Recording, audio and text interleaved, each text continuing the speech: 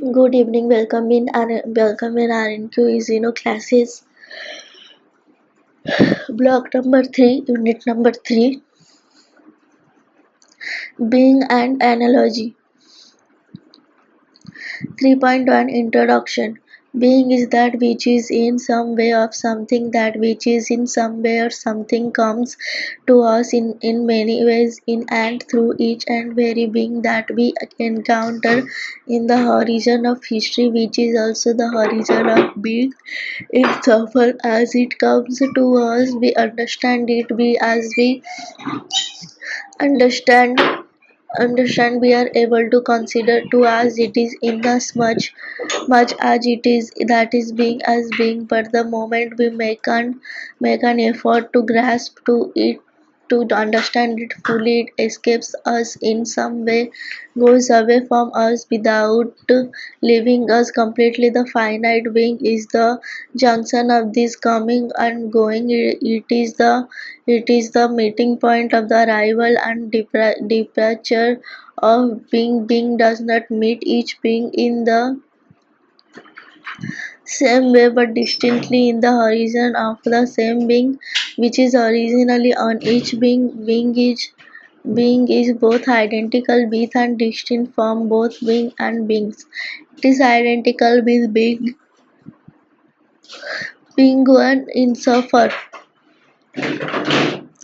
as each being is in being belonging to being. It is also distinct from being many, since it is not the absolute fullness of being. Hence, every being is an identity in distinctions or one in many, but each being is not one in many in the same way, but differently in its own way, in an analogous way. Each being analogous because being itself is originally analogous for being. That which is in some way is in its own way. In other words, being is analogous in itself. It is realized diversely yet proportionally in all beings whatever. 3.2 Analogy of being from Western perspectives. There is a steady dynamism in human knowledge which assumes the form of a dialectical process. This dynamism proceeds beyond everything laid down in concept, unfolding the conditional and limited nature of knowledge in the awareness of the limit as limit. The human intellect goes beyond the limit, pursuing our thematic knowledge of being ever further and deeper. However, our knowledge can never be fully conceptualized. This dialectics of our knowledge about being is a manifestations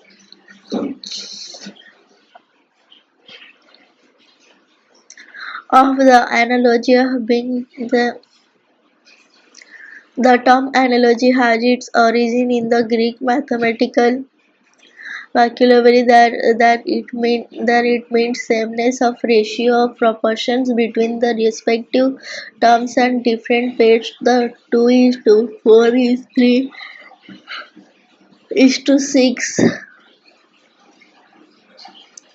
exhibits the same proportions or ratio in each pair. That of half outside arithmetic, the sameness does not have to be quality. For instance, as a point is to a line, so a surface is to a shade, or as sharp is to the sense of touch, so it's real to the sense of hearing. The sameness of proportion in such case is not equality but merely similarity. It is a likeness in the respective ways in which the terms are related to each other in pairs, and the likeness is found in a future that differentiates the instance. Conversely, the various instances will different in themselves exhibit in that in that very difference itself sufficient similarity to require expression in one and the same notions. The one identical notion is partly the same and partly different. The sameness and the difference are in the one notion.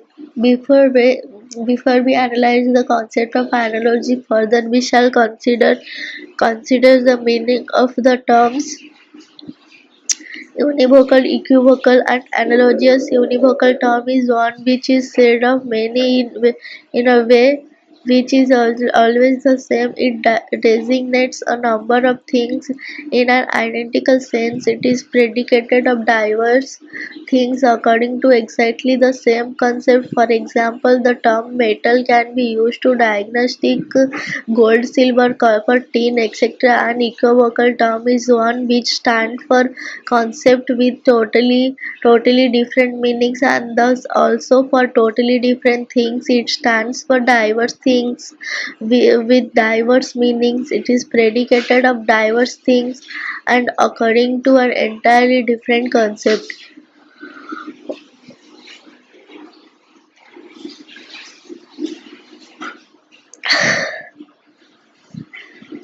Example: bark of a dog, bark of a tree, pen, an instrument for writing, an enclosure for animals, coach, a vehicle, an athletic director, page, a leaf of a book, an attendant at court.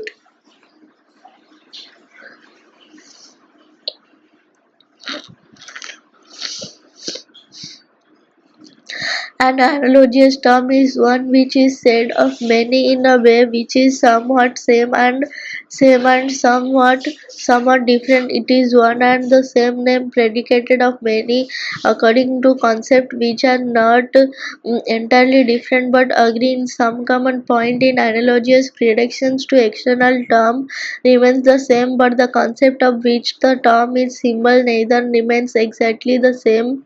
As is the case in univocal predictions, no becomes entirely different as happens in equivocal predictions, but various that is will changing it returns something. The lessons why it does it not mean exactly the same is that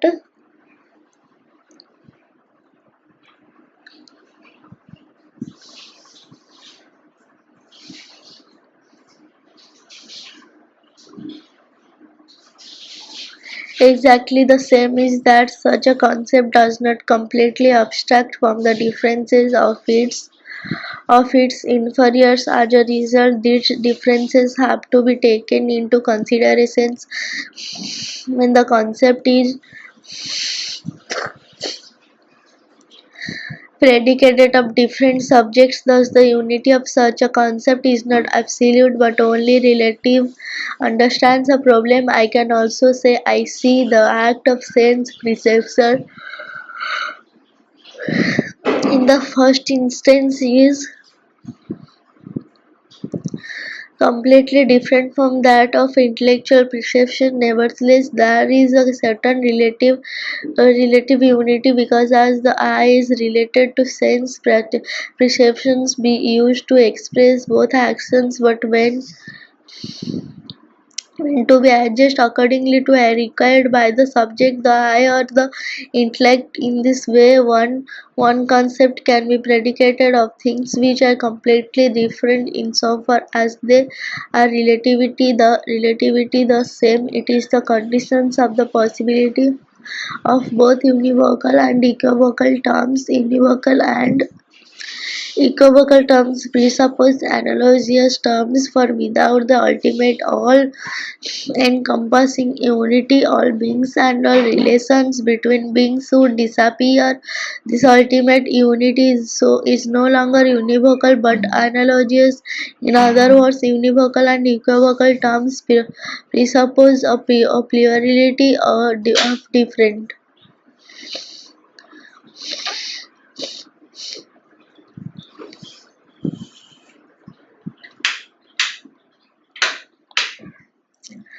Contents which are separated from each other at the same time they presuppose an ordered unity of different beings. Such a unity can only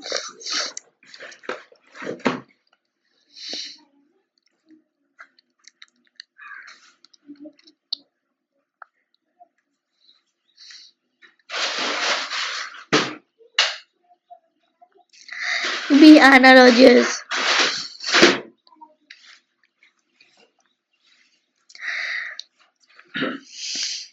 An, an analogous term implies two analogies, primary analogy and secondary analogy. Primary analogy is the subject which first deserves the term or of पानी रखा ही नहीं किच्छे नहीं पूछा कौन की निकल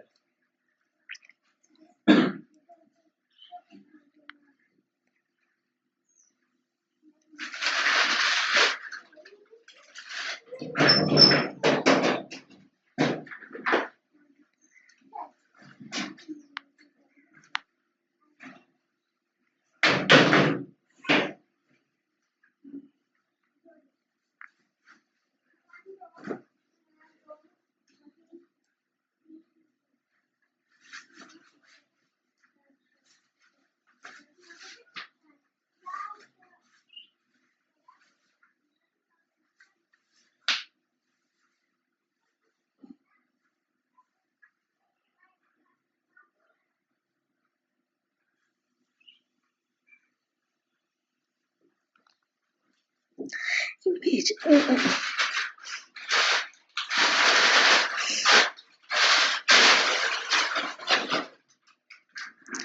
the primary analogies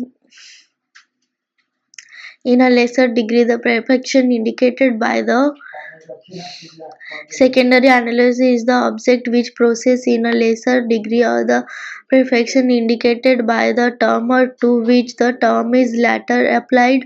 In other words, the primary analogy means the analogy to which such a term belongs principally, and secondary analogies are analogies of which such a term is predicated in dependence upon the primary analogy. For example, if one predicates healthy of human phrase air and medicine, human is the primary analogy and phrase air and medicine are the secondary analogies.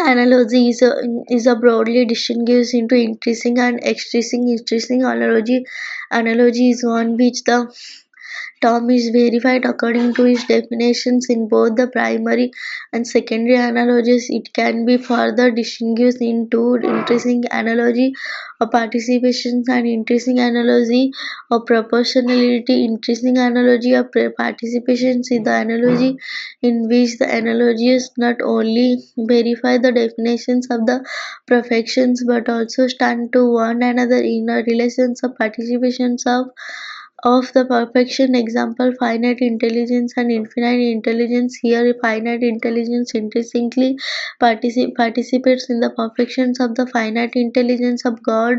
Intrinsic analogy of proportionality is the analogy in which the analogies verify the definitions of the perfections with a certain similitude of proportions. Example, the proportions of their intelligence to their respective essence. Perhaps this fact can be made clearly by illustration. Intelligence and certainly an analogous concept. God is intelligent Angel is intelligent, human is intelligent. In all this, intelligence is an interesting reality, yet it differs widely in each case. Intelligence is predicated of God differs widely from intelligence as predicated of an angel or human. The concept as applied to all these beings manifest a proportion between two nodes in the concept of this perfection. The proportion must have vary in accordance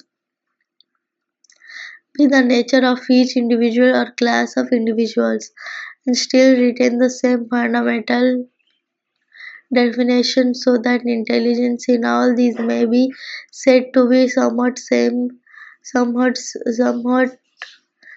and somewhat different.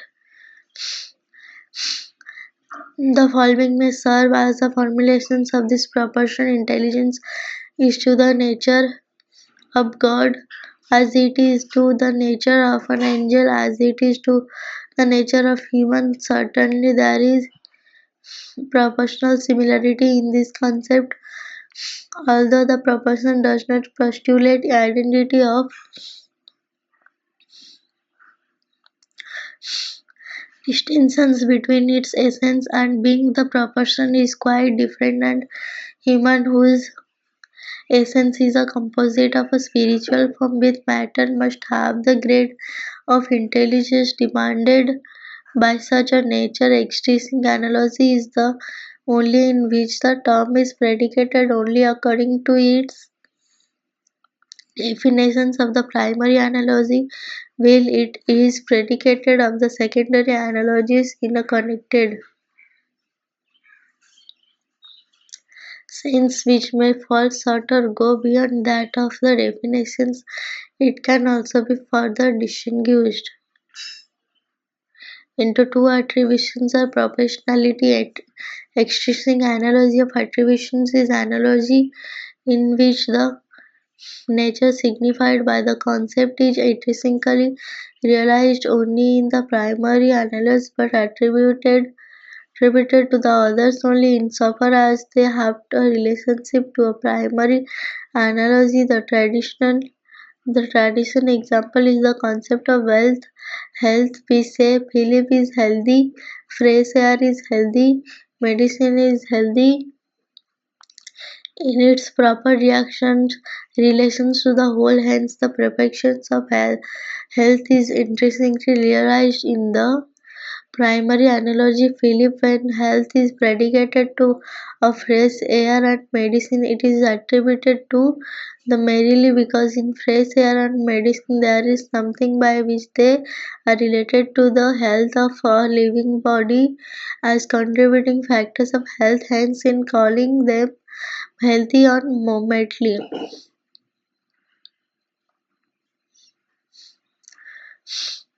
wants to wants to affirm this relationship. For this reason, fresh air medicine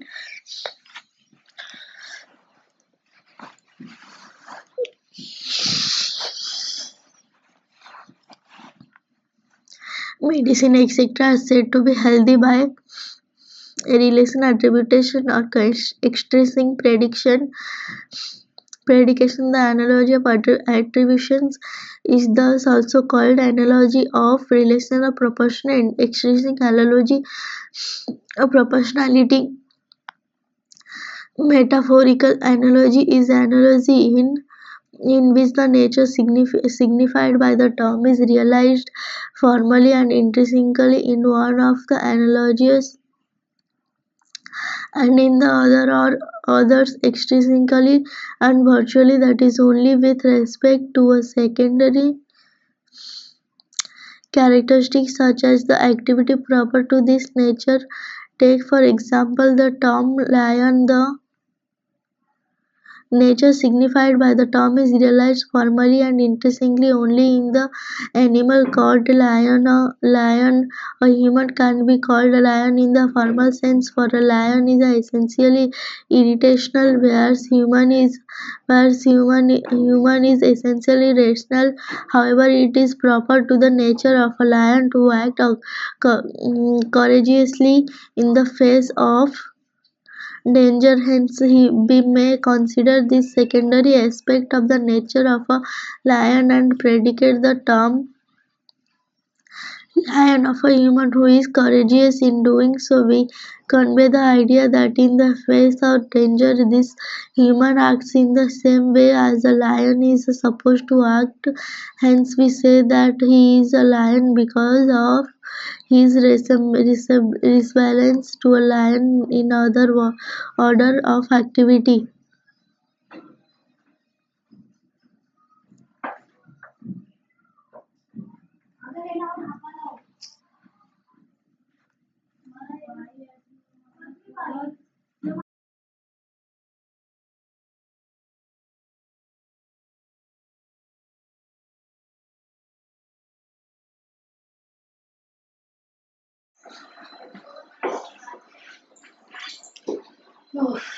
भगवान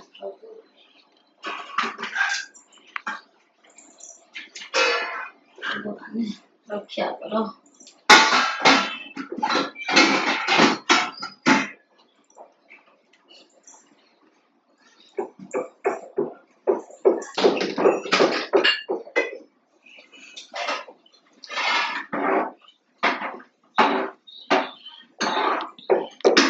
3.2 Analogy of being from Western perspectives.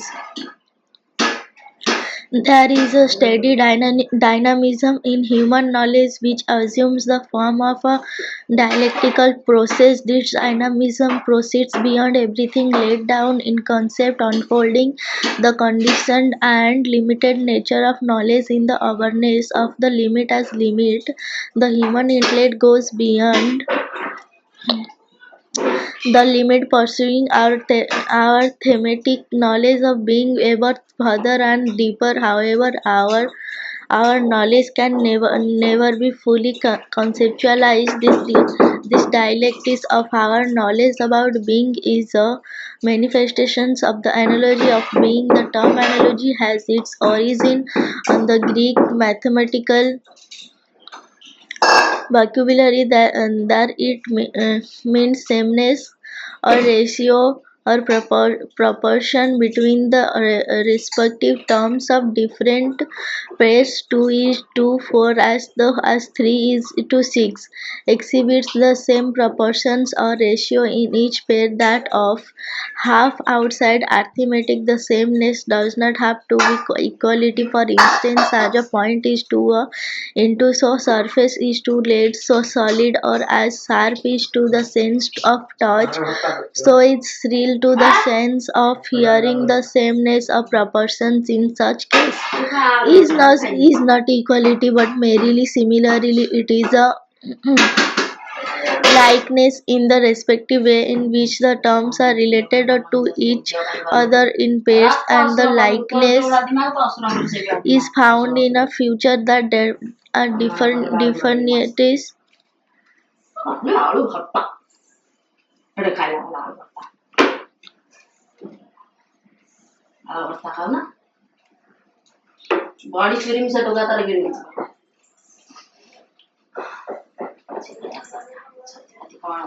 The instance conversely, the various instances will different in themselves exhibit in that very different itself sufficient similarity to require expression in one and the same notions. That the one identical notion is a partly the same and partly different. The sameness and the difference are in the one notions.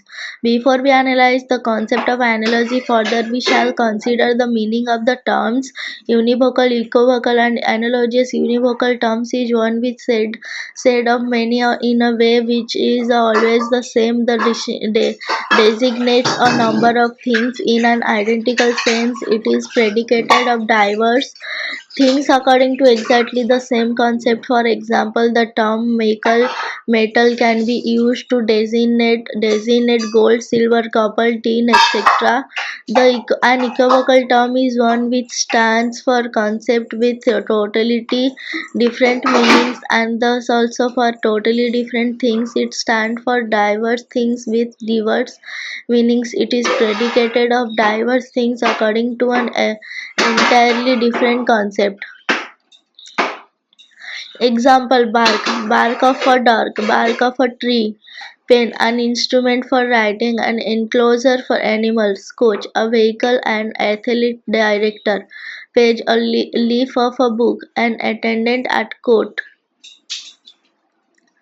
An analogous term is one which is said to many in a way which is somewhere some and somewhat different. It is one and the same name predicated to many according to concepts which are not entirely different but agree in some common point. In analogous predictions, the external term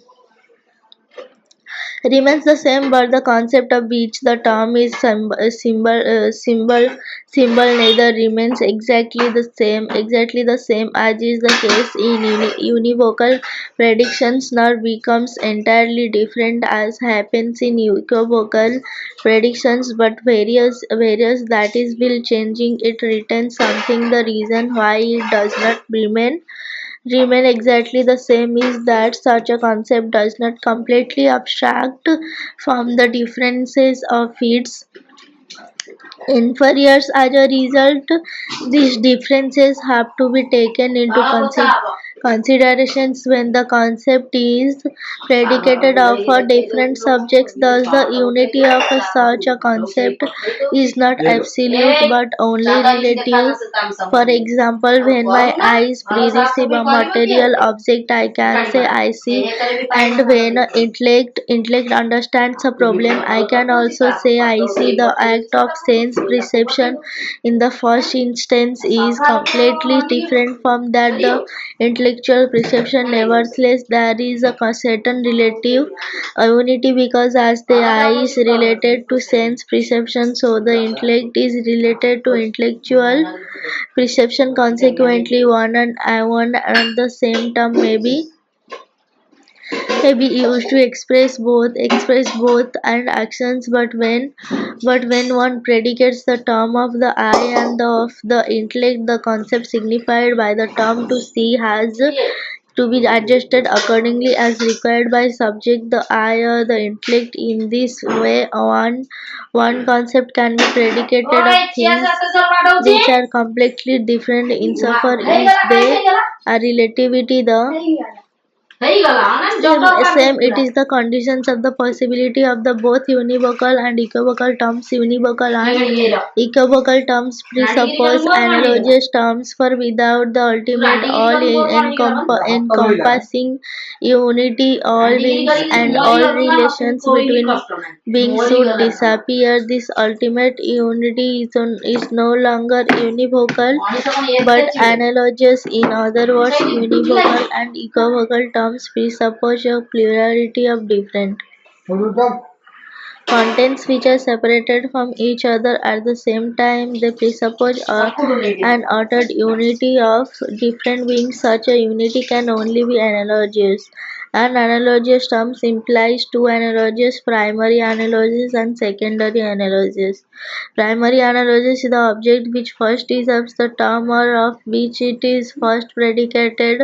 Secondary analogy is the subject which possesses in a lesser degree the perfection indicated by the secondary analogy is the object which possesses in a lesser degree the perfection indicated by the term or to which the term is later applied. In other words, the primary analogies means the analogy to which such a term belongs principally, and secondary analogies are analogies of which such a term is predicated in dependence upon the primary analogies. For example, if one predicates healthy or human fresh air and medicine human in the primary analogies, and phrase air and medicines are the secondary analogies. Analogy is broadly distinguished into intrinsic and extrinsic.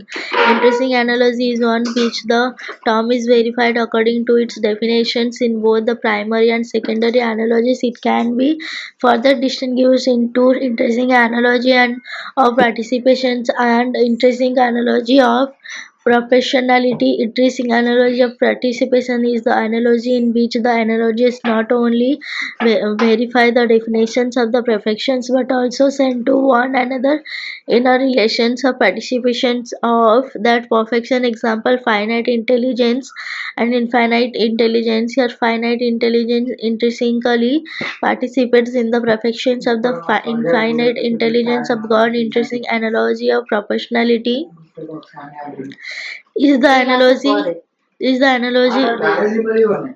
in which the analogists verify the definitions of the perfections with a certain similitude of proportions. Example: the proportions of their intelligence to their respective essence. Perhaps this fact can be made clear by illustration. Intelligence is certainly an analogous concept. God is intelligent, angel is intelligent, human is intelligent. In all this, intelligence is an intrinsic reality, yet it differs widely in each case. Intelligence as predicated of the God differs widely from intelligence as predicated of angel or human. The concept as applied to all these begins manifest a proportion between two nodes in the concept of the perfection, and the proportion must vary in accordance with the nature of each individual or class of individuals and still retain the same fundamental definition, so that intelligence in all these may be said to be somewhat same and somewhat different. The following may serve as the formulations of this proportion. Intelligence is to the nature of God as it is to the nature of an angel, as it is to the nature of human. Certainly there is proportional similarity in this concept, although this proportion does not postulate an identity of concept in God. The proportion is of identity with the angel, on the contrary, because of the real distinction between the essence and being. The proportion is quite different, and human whose essence is a composite of spiritual from the water must have of the grade of intelligence demanded. Definitions of the primary analogy will it is predicated of the secondary analogies in the connected sense, which may fall short or go beyond that to the definitions. It also be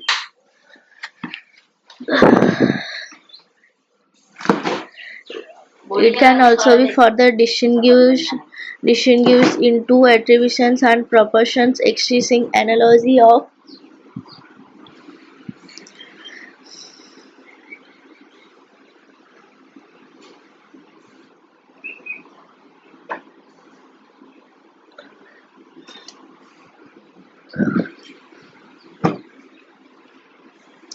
attributions is analogy in which the nature signified by the concept is intrinsically realized only in the primary analogy, but attributed to the others only insofar as they have a relationship to the primary analogy. The traditional examples is the concept of health, where say Philip is healthy, fresh air is healthy, medicine is healthy, and in its proper and accepted meaning, health means that the various parts of a living body functions properly in relations to the whole. Hence, the perfections of health is intrinsically realized in the primary analogy. Philip and health is predicated of fresh air and medicine. It is attributed to them merely because in fresh air and medicine there is something by which they are related to the health or living body as contributing factors of health. Hence, he is calling them healthers merely.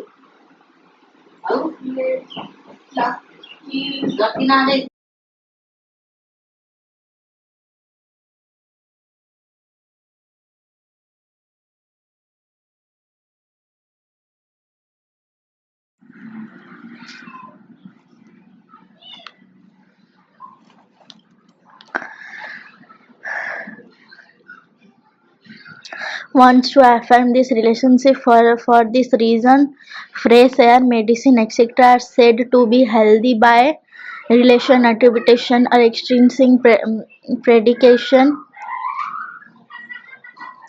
The analogy of attributions is thus also called analogy of relations of proportion, extrinsic analogy of proportionality. Metaphorical analogy is analogy in which the nature signified by the term is realized formally and intrinsically in one of the analogies, and in the other or other extrinsically or virtually, that is only with respect to secondary characteristics such as the activity proper to this nature. To take for example the term lion, the nature signified by the term is realized formally or intrinsically only on the animal called lion.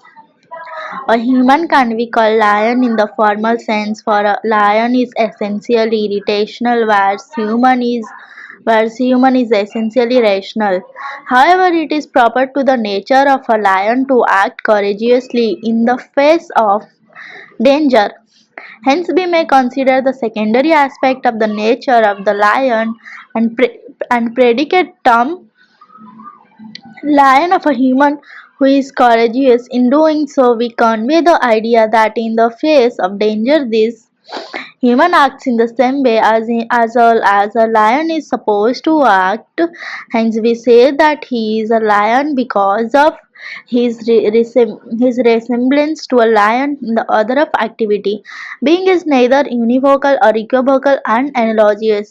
At first, being is not a univocal concept, for a univocal concept abstracts from the differences of its inferiors, whereas being, whose being is a being is itself.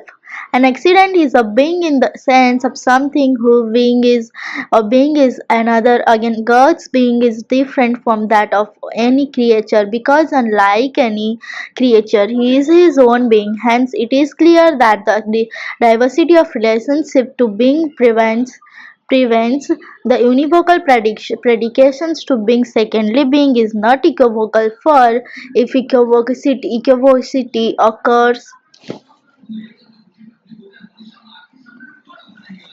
where there is no foundations in reality, why should diverse things be called by the same name? But we predicate the name being of diverse things because each of them is something which has a reference to being. Hence, there is a foundations in reality for the predications of them terms. So that being is not equivocal. Consequently, it follows by exclusion that the notions of being is analogous, since we have thus distinguished two modes of analogy, intrinsic and extrinsic. We must now investigating which mode of analogy applies to the notions of being. For obvious reason, we can immediately exclude extrinsic analogy of proportionality of metaphorical analogy, for otherwise many beings would be beings only according to the necessary second aspect.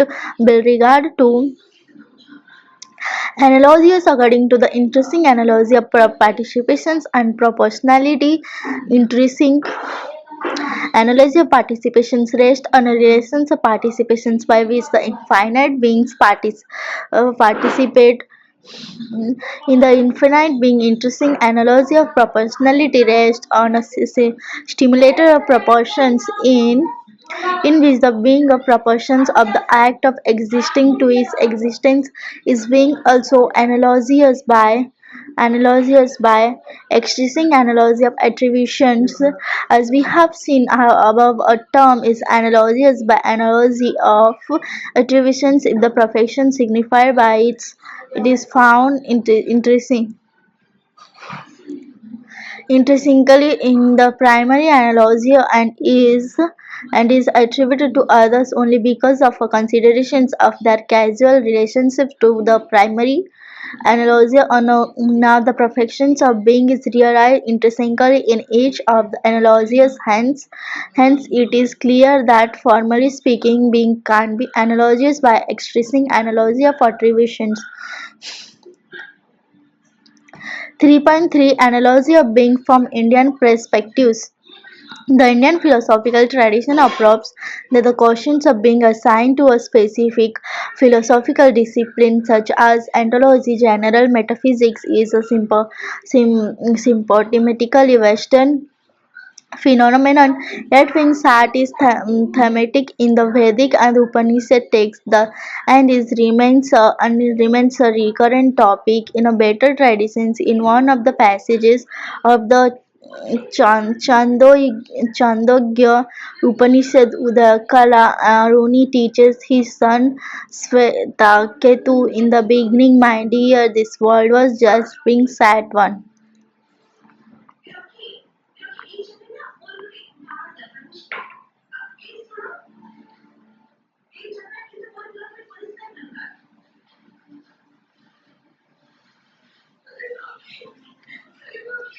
Only without a second to be sure. Some people say in the beginning this world was just non-beings, as that one only without a second from the non-being was produced, but rarely, my dear, whence could this be? How from non-being could being be produced? On the contrary, my dear, in the beginning this world was just being, no one only without a second. CLUPBI 2 1 by 2.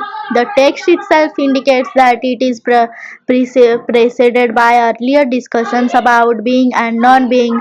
The theory of the originations of being from non-being, to which the text explicitly refers, is found out only in the Upanishads but also in the Brahmanas and even in the Rig Veda itself. Norman Brown has proposed a concrete cosmological interpretations of the Rig Vedic uses of Sat and Asat as we find them in the famous Hyman X129 or in X72, according to which Sat would be realm of humans and gods and the cosmic order.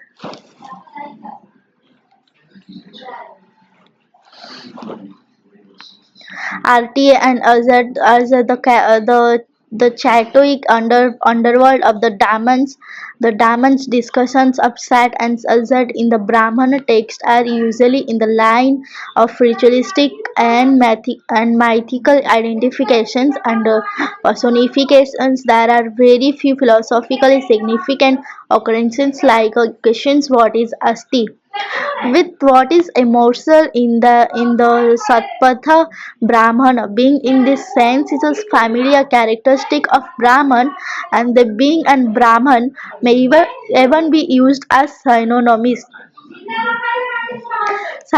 There is no systematically developed terminology of being in the Upanishads, and applicability of Sat or to Brahman in this primeval unity often remains ambiguous. It is obvious that these discussions, the questions of unity takes precedence over the questions of being. The Badaranyaka Upanishad associates that with that aspect of Brahman which is formed, mortal and stationary, and then it is contrasted with the other aspect of Brahman which remains beyond that the Taittiriya Upanishad, referring to the same terminology of Sat and Riyat person. Sat and its separations from Riyat as a result, Brahmans self-preparations, putting Sat on the side of the divine based conscious real being in these passages appears as a step into diversity. Brahman is being insofar as it coincides with the world, with what there is, but the remains and aspect of transcendence and Sat alone falls short of the permeable unity of Brahman, as being is both transcendent and immanent identity and different entities are, but being alone is being transcendence. The Advaita Vedanta reflects upon the Upanishads and systematically develops this the similar question. Shankara's reference to Brahmana as Sat or Samantra pure being remains somewhat casual. The tried being consciousness bliss is not found in his authentic writings. Latter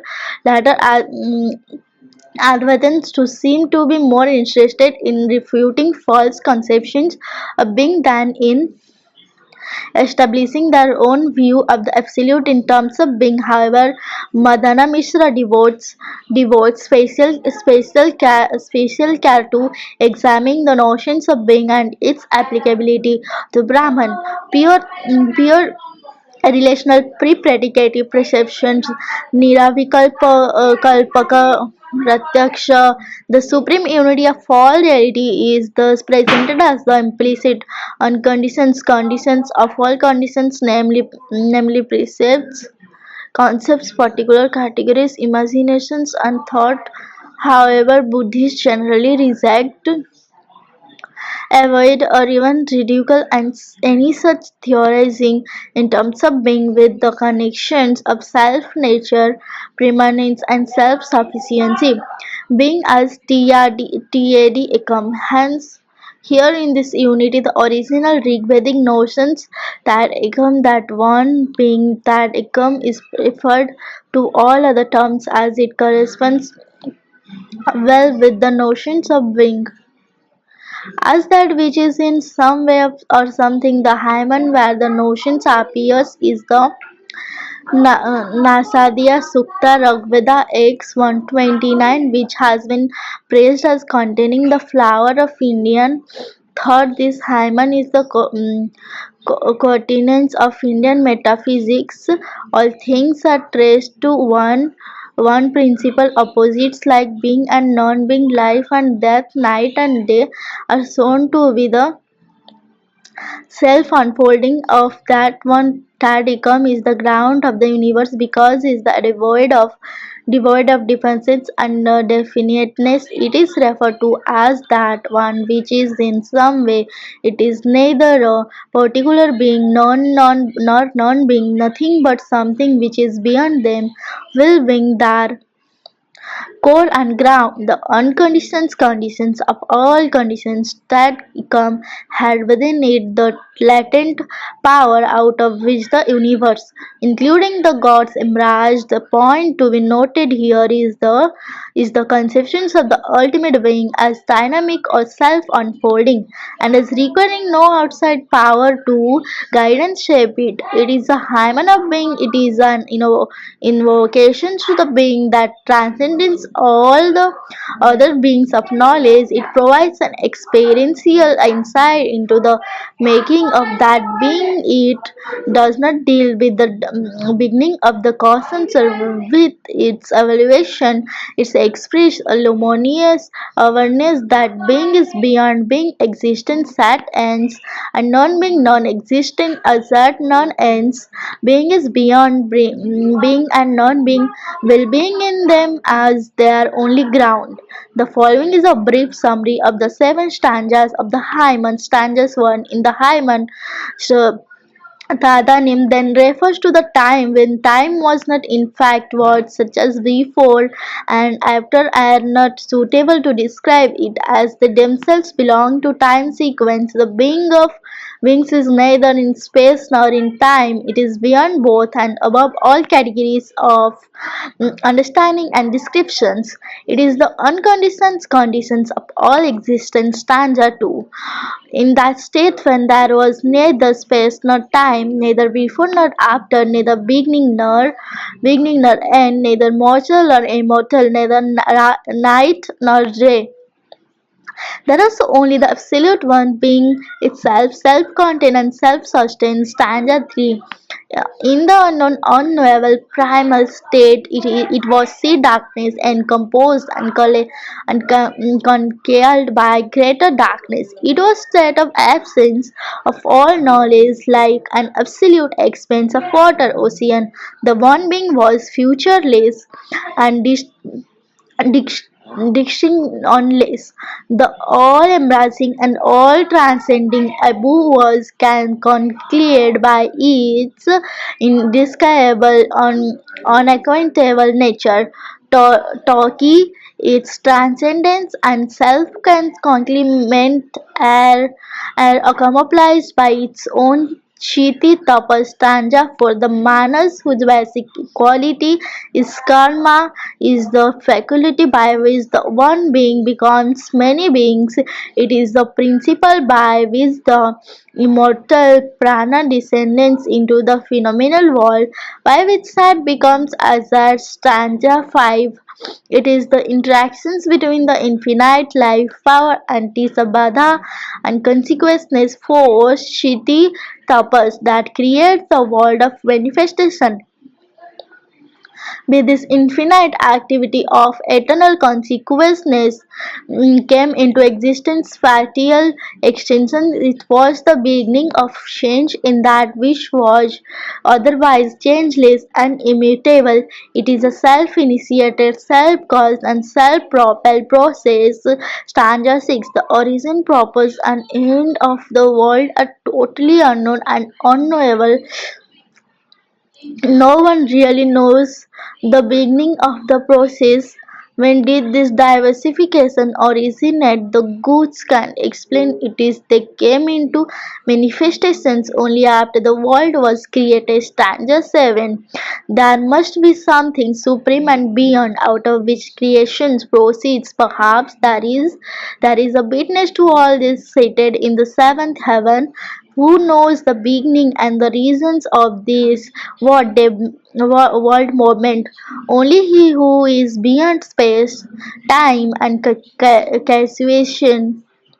causations may know it, or he who does not quite know it.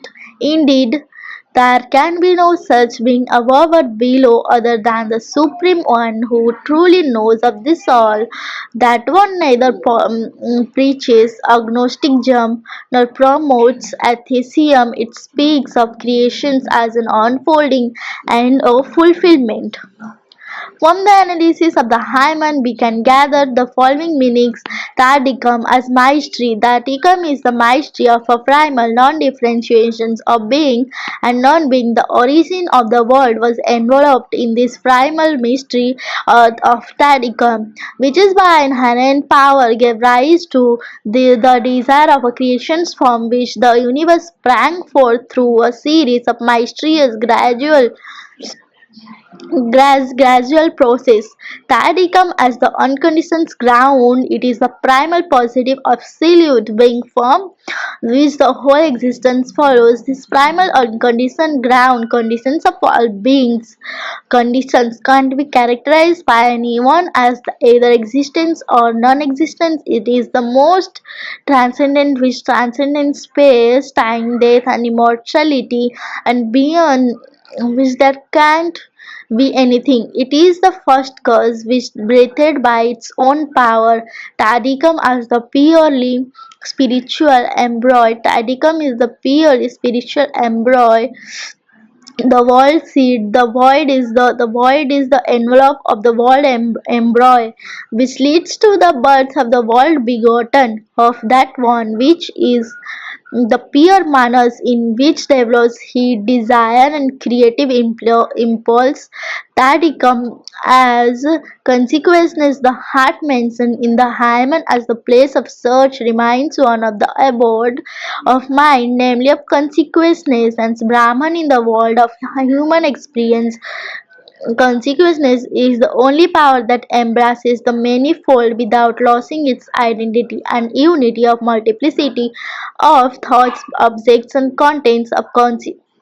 consequences do not disturb but rather reinforce the unity that one of consequences as one in many as the overwhelming purity of the world of our experience reverts to a unity in the essence of our consciousness being over the above consciousness as is a contradiction in terms for by the very fact of defined being as that which transcendent consciousness we are including it in our consciousness of being hence tadicum is not the object of consciousness or even the subject but pure consciousness which has no support tadicum is it is non-support thus the understanding of tadicum does not allow for this reflections that is for second understanding of the understanding if one really understands that ecom one does not understand that one understands it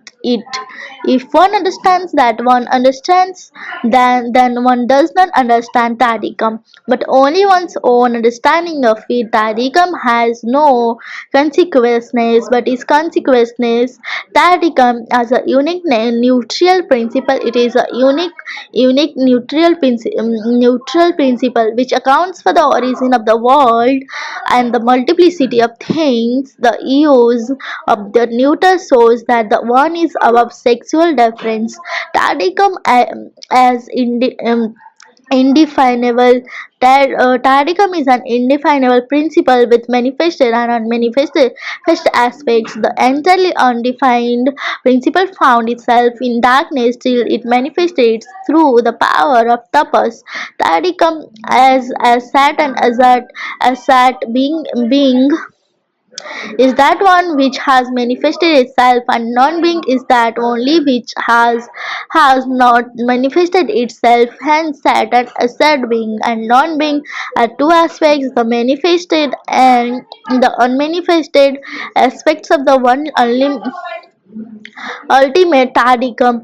Tadicum as the all-inclusive a priori condition. Tadicum is not seen against any horizon as it is the infinite horizon which includes every other horizon. It includes within it both being and non-being. It is the necessary a priori conditions of every being and existence. It is the all-encompassing being of the positive and the negative of evil and good, which underlines, penetrates, transforms, and unifies everything that is Tadikam as the eternal world. The world BAC is Tadikam itself, it is the self of Tadikam, it is the revelations of Tadikam. It was before all creations, pre existence, before anything came to being. Tadikam as Brahman. The Vedas have described the one as neither being nor non-being, and the Gita repeats the same idea of affirming Tadikam is neither transcendent nor immanent, but both at the same time in a unique manner. The ultimate is the source of all, yet is itself non-content or limited by anything. That one transcends all immanence and is immanent in all transcendence. It is the ultimate cause of the world. It is that styled as become the one and the only one without a second. It is the transcendent, the pratapara, which is unqualified and without the support of laws. It is a Brahman himself who exists by his own power of mastery because beyond explanations or utterance. The term analogy has its origin in the Greek mathematical vocabulary that it means sameness of ratio proportions between the respective terms of different pairs. 2 is to 4 as 3 is to 6 exhibits the same proportions or ratio in each pair that the half outside arithmetic. The sameness does not have to be equality for instance as a point is to a line so a surface is to solid or a sharp is to the sense of touch so easily to the sense of hearing. The sameness of proportions in such cases is not equality but merely similarity. It is a likeness in the respective ways in which the terms are related to each other in pairs, and the likeness is found in a feature that differentiates the instance conversely. The various instances will differ in themselves, exhibit in that very difference is self-sufficient. Similarity to require expressions in one and the same notions. The one identical notions is partly the same and partly different. The sameness and the difference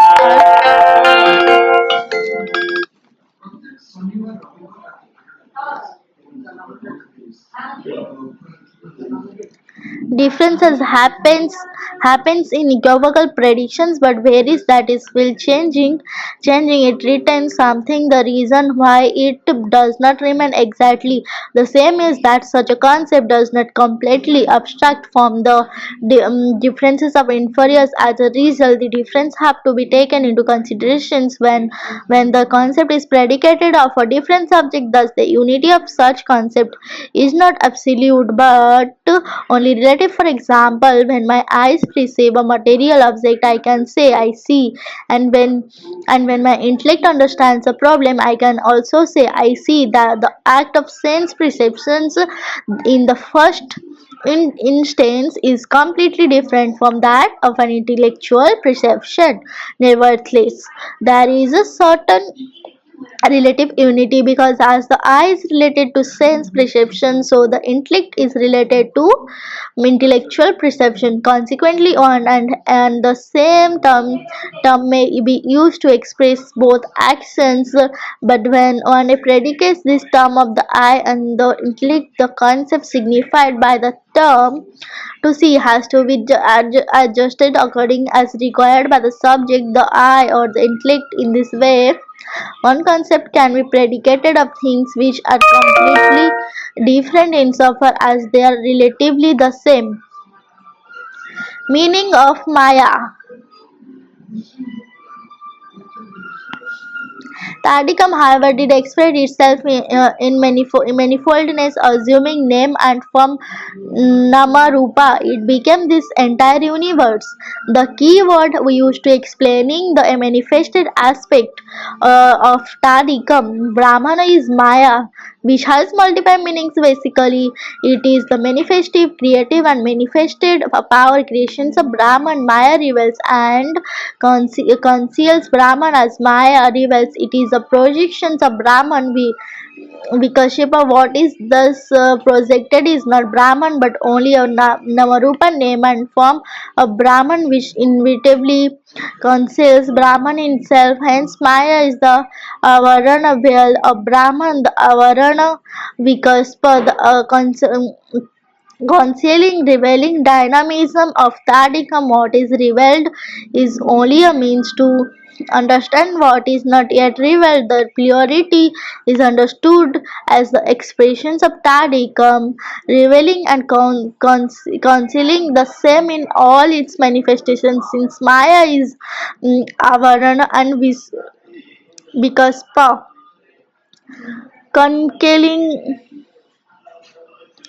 concealing and revealing it is sad and as sad, real and non-real. Insofar as Maya manifests Brahmana, it is said to be real, but insofar as Maya conceals Brahmana, pointing to that which is really real, it is said to be unreal. Therefore, Maya is defined as sad, azad, anirvachanya, and indefinable being and non-being. So, according to the Maya theory, both Brahman and the universe are real, but not in the same way, but each in its own way. Maya as analogy. Aquinas developed the notions of analogy of participations under the influence of the Aristotelian and Neoplatonic Greek thought. It was Plotinus 270 AD was maintained that the absolute God reflects in all creations in successive levels of participations. Thus, the reflections of the absolute is seen in every being in some way proportionate to its essence. In this Indian thought Brahman is seen as life, mind, consequences, and bliss, respectively. Brahman is there in the innermost chamber of one's own existence. Brahmana remaining in the center, yet manifesting itself in all layers and levels of existence, is the real Maya, which is the appearance of Brahman in non-Brahman forms. Namarupa Maya assumes a variety of meaning. It points to that internal dynamism in Brahman which makes revelation possible. The Brahman that is manifested is not Brahman but indication. So Brahman Maya is the real only insofar as it points to Brahman Maya, confuses human intelligence with its semblance of reality and leads human to a through misunderstanding which tempts one to accept the phenomenal as ultimately real. Hence, Maya is also known as the root cause of all ignorance. Maya, however, has its own non-permanent reality which is characterized by being and non-being. Sat aside the Maya power of Brahman by which one becomes many through one alone is really real, and the Maya character of the universe by which many appear to be real through though they are ultimately unreal make the understanding of the being possible at two different levels. At both levels being is realized but they differ greatly in the proportion in which they are realized. Both Brahman and Maya are beings. Brahman is pure being, sat and hence really real. Satya is Satya and Maya is being with none notion similar to being tardy come by analogy of preparation.